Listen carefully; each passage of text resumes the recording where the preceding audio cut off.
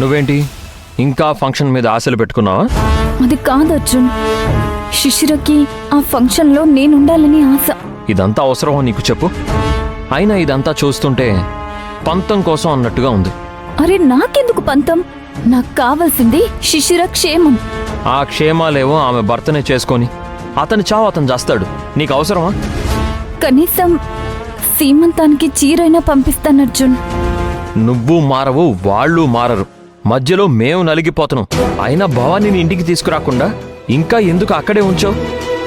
Phone చేసి పంపించమను, లేదా నేనే వెళ్ళి తీసుకొని వస్తాను. అర్జున్ ప్లీజ్, నేను చెప్తాను సరేనా?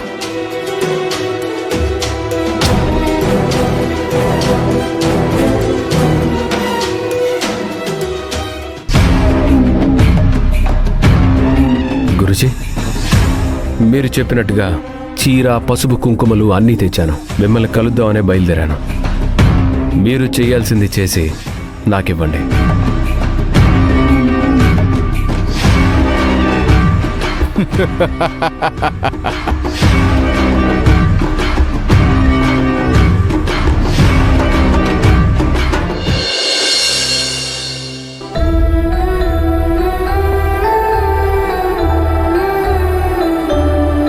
భైరవి, ఏమైంది భవానీ?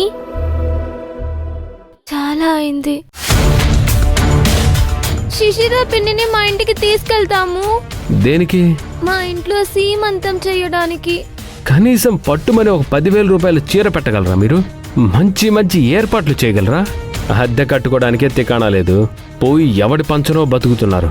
అలాంటిది మీ అమ్మ ఏం ఏర్పాటు చేస్తుంది? అయితే ఇప్పుడేం చేద్దామని చూస్తున్నావు? ఎలాగైనా ఆ సీమంతం జరగనివ్వకూడదు. ఎందుకు?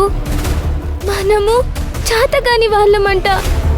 మన అమ్మ దగ్గర డబ్బులు లేవంట. మనం దరిద్రులమంట. అందుకని సీమంతం మనం చేయలేమంట.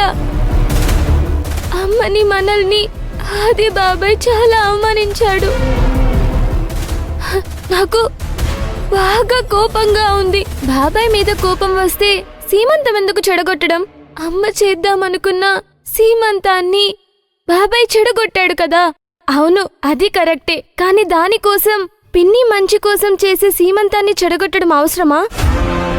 అమ్మ చేతుల మీదుగా సీమంతం చేయించుకోవాలని పిన్నికి ఆశ. అందుకే నేను అడిగాను, కాదన్నాడు. ఇప్పుడు ఆ సీమంతం జరిపించకపోతే బాబాయ్ చేతకానివాడు అని ప్రూవ్ చేయొచ్చు కదా. ఇదెందుకో కరెక్ట్గా అనిపించట్లేదు భవానీ. అంటే మరి ఆది బాబాయ్ చేసింది కరెక్టా? ఆది బాబాయ్ మాట్లాడింది కరెక్టా? ఆది బాబాయ్ అవమానించడం కరెక్టా? అవేవి కూడా కరెక్ట్ కాదు కదా. అందుకే నేను సీమంతాన్ని చెడగొట్టి తీరుతాను. లేదు భవానీ, అది తప్పు. నువ్వు మంచిదానివి భైరవి, కానీ నేను నీ అంత మంచిదాన్ని కాదు. మన అమ్మ జోలికి, నా జోలికి, నీ జోలికి, నాన్న జోలికి, మన ఫ్యామిలీ జోలికి ఎవరైనా వస్తే అస్సలు ఊరుకోను. అది ఆది బాబాయ్ అయినా ఇంకెవరైనా సరే. అనవసరంగా రిస్క్ చేయకు భవానీ. బాబాయ్కి తెలిస్తే నీకు ప్రమాదం. రిస్క్ చేయకపోతే కొన్ని పనులు అవ్వవు భైరవి. నువ్వు చూస్తూ ఉండు, నేను ఎలా పాడు చేస్తానో. భవానీ, అర్థం చేసుకో. ఇంతకీ నువ్వు నాకు హెల్ప్ చేస్తావా లేదా అది చెప్పు. ఇది కాక వేరే ఏ హెల్ప్ అయినా చేస్తాను. అయితే చెయ్యవన్నమాట. సరేలే, నేను ఒక్కదాన్ని చూసుకుంటాను. నా ఉద్దేశం అది కాదు. నాకు కొన్ని లిమిటేషన్స్ ఉన్నాయి కదా. మరి నీ నుంచి నాకేమైనా హెల్ప్ అవసరమైతే నాకు చెప్పు. నన్ను నీ దగ్గరికి తీసుకువెళ్ళి పెట్టుకో. నేను చేయగలిగింది నేను చేస్తాను. ఆ మాట ఇచ్చావు, బాగుంది. కానీ నువ్వు చేద్దాం అనుకున్న పని కరెక్ట్ కాదు భవానీ.